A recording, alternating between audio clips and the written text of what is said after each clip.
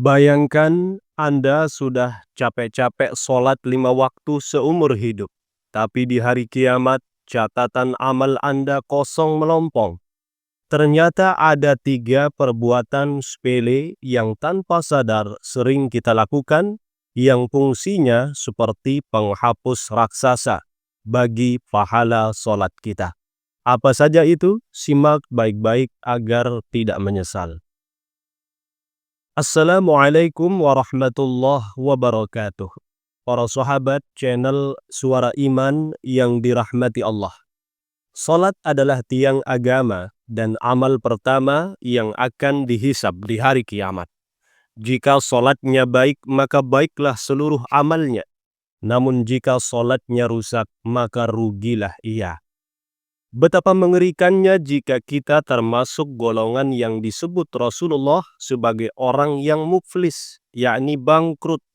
Mereka datang membawa pahala salat, puasa, dan zakat yang menggunung, tapi habis tak bersisa.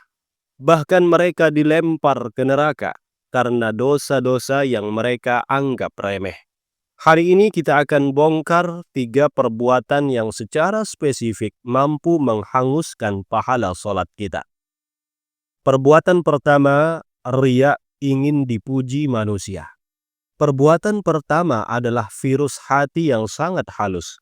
Lebih halus dari langkah semut hitam di atas batu hitam di kegelapan malam. Itulah riya.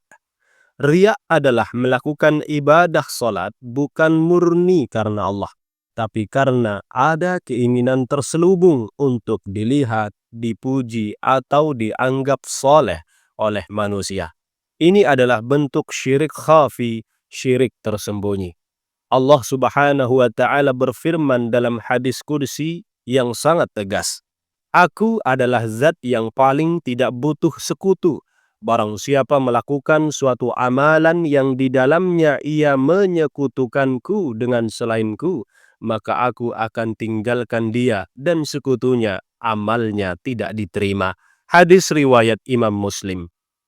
Hati-hati sahabat, merapikan gerakan sholat saat ada calon mertua, memperlama sujud saat ada di masjid agar dilihat orang, ini semua adalah bibit riya. Jika niat sudah tercemar, maka lelah kita dalam sholat tidak bernilai apa-apa di hadapan Allah. Perbuatan kedua, memutus tali silaturahmi. Perbuatan kedua seringkali kita anggap masalah pribadi atau masalah keluarga, padahal dampaknya menembus hingga ke langit, yaitu memutus tali silaturahmi. Atau mendiamkan sesama muslim lebih dari 3 hari karena permusuhan duniawi. Mungkin Anda rajin sholat di saf pertama, tapi jika hati Anda masih menyimpan dendam kesumat kepada saudara kandung, orang tua, atau kerabat hingga memutus komunikasi, maka ketahuilah bahwa amal sholat Anda tertahan di langit. Rasulullah Shallallahu Alaihi Wasallam bersabda dalam hadis yang sahih, riwayat Imam Muslim, pintu-pintu surga dibuka pada hari Senin dan Kamis. Maka semua hamba yang tidak menyekutukan Allah dengan sesuatu apapun akan diampuni dosa-dosanya, kecuali seseorang yang antara dia dan saudaranya terjadi permusuhan. Lalu dikatakan oleh Allah kepada malaikat, tangguhkanlah amal kedua orang ini hingga keduanya berdamai. Diucapkan 3 kali oleh Nabi Shallallahu Alaihi Wasallam. Bayangkan, sholat Anda ditangguhkan, dipending oleh Allah, hanya karena ego kita yang tidak mau memaafkan.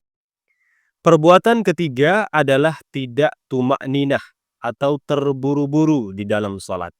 Perbuatan ketiga adalah masalah teknis dalam sholat yang sering kita sepelekan. Terburu-buru hingga menghilangkan tumakninah.